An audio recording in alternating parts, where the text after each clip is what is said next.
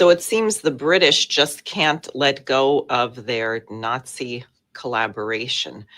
Today is June 30th. I'm Diane Sare, president of the LaRouche organization, and I have quite a report this morning. First of all, on the night of the 28th through 29th, Russia delivered the largest airstrikes yet on Ukrainian targets.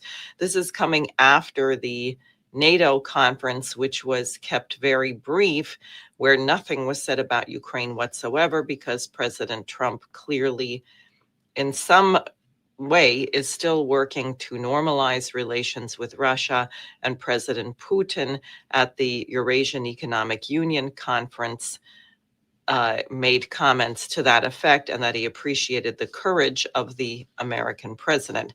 How much of this is sincere or just attempting to quote unquote manage Trump, I'm not sure, but I do know the world would benefit immensely from a stable, reasonable relationship between the United States and Russia, as we would with the relationship between the United States and China. But let me tell you what happened on the night going into the 29th, going into yesterday. Ukraine's Air Force said Russia fired a staggering 537 aerial weapons in a single overnight barrage, including 477 explosive drones and decoys and 60 missiles. The Russians say they did use the Kinzhal hypersonic missile, and they weren't just targeting drone factories, but also a major oil refinery in Kremenchuk, which is the refinery which has been nationalized by Zelensky to provide fuel for military vehicles. So clearly, this would be a major blow to the Ukrainian economy, to their ability to continue their war fighting. Now, for their part, what are the British proposing? Well, they have an outfit called the Council on Geostrategy, and it put forth a document which has two forewords, one signed by Michael Fallon, the former British defense minister, and the other signed, unfortunately, by an American, retired Admiral Harry Harris, former commander of the U.S. Pacific Command, who also served in Trump's first administration as his ambassador to South Korea. I don't know how many other Americans agree with this. I checked out the board of this agency, and it's all Brits, members of the House of Lords, members of Parliament, and other individuals. But basically what they're saying is that the US and the UK should collaborate to destroy Russia and China, and there will be a coordinated division of labor where the UK will continue its war against Russia. I think this is part of what these F-35 nuclear-capable bombers are about, that Britain will purchase from the United States so they can launch nuclear strikes without having to ask us first. And the US is supposed to concentrate on war with China, destroying China, luring China into invading Taiwan, or who knows what, as if you could even say that, as Taiwan is officially recognized by the United States as part of China, which it is. Now, so this, I would say, is somewhat alarming. People should be aware of it, especially in light of the Operation Unthinkable that Richard Freeman went through, exposed on the symposium a couple of weeks ago. Otherwise, there seems to be a commitment to put people who are sympathetic to the Nazi cause in positions of power all over the world. We had not just Chrystia Freeland, remember, the Deputy Prime Minister of Canada formerly, whose grandfather was a hardcore Ukrainian Nazi. And remember that embarrassing scene in the Canadian Parliament where everyone was applauding a Waffen-SS officer. Actually, they gave him a standing ovation while Volodymyr Zelensky was visiting. How appropriate. Well, apparently the new head of the MI6, Blaise Metroweli, had a grandfather who was a notorious Ukrainian war criminal, who became a major Nazi informant, and he had a nickname as the Butcher, or Agent Number 30 from the Wehrmacht. He was described as the worst enemy of the Ukrainian people, and they have accounts of him looting the bodies of Holocaust victims and laughing at sexual assault of female prisoners. Now, Maria Zakharova, the spokeswoman for the Russian Foreign Ministry, took note of this, and she posted on Telegram June 28th that someone, quote, someone is deliberately and consciously placing descendants of Nazis in leadership positions in the countries of the collective West. She said the internet had exploded with news that the grandfather of the new head of British intelligence, Blaise Metrawali, Konstantin Dobrovsky, was a Ukrainian Nazi and war criminal in World War II.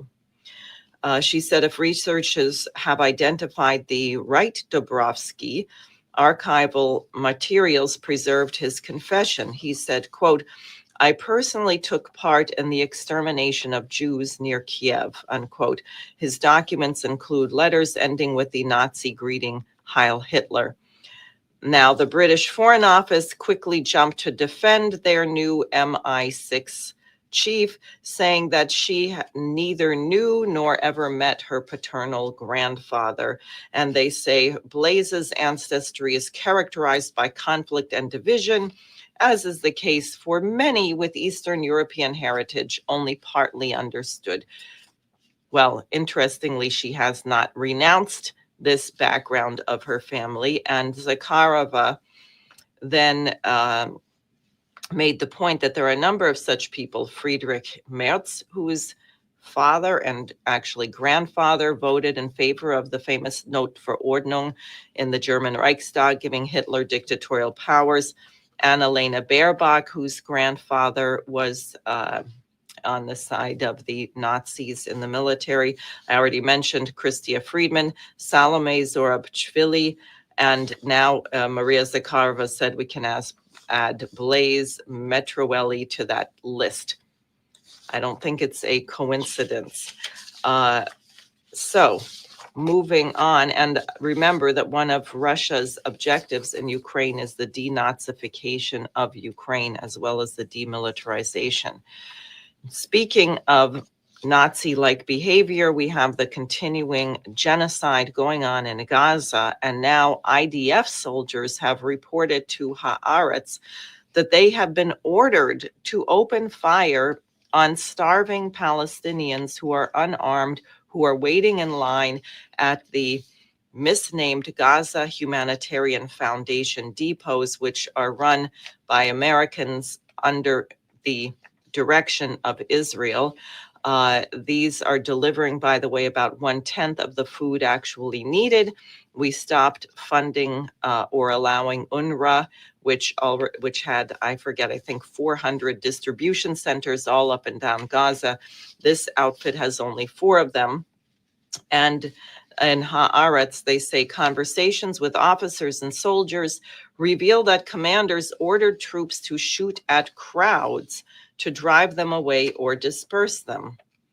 They say at least 549 people have been killed trying to get food, and 4,000 others have been injured. And there is a military body in Israel that is looking into this and looking into the question of war crimes. Apparently, these distribution centers run out of food so quickly they're only open for 1 hour. And if people arrive early, they are fired at. They quote a soldier, "It's a killing field. Where I was stationed, between 1 and 5 people were killed every day. They're treated like a hostile force. No crowd control measures, no tear gas, just fire with everything imaginable. Heavy machine guns, grenade launchers, mortars. Then, once the center opens, the shooting stops and they know they can approach. Our form of communication is gunfire." He said, "We open fire early in the morning if someone tries to get in line from a few hundred meters away, and sometimes we just charge at them from close range. But there is no danger to our forces. These people are unarmed and starving civilians."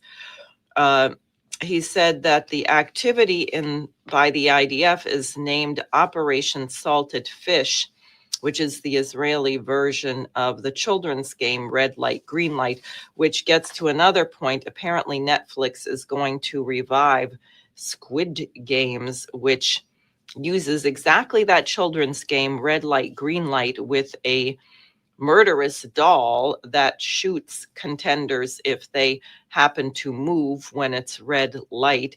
And I think this kind of onslaught against the population through media, through videos, video games, movies, film, social media, etc., is designed to get people to tolerate this.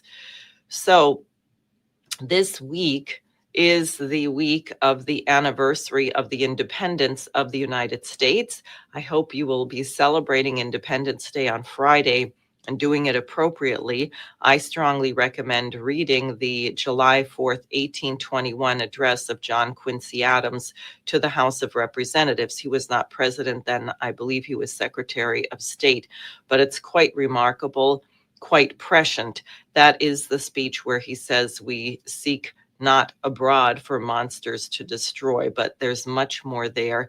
And he recites the entire Declaration of Independence in the middle of it.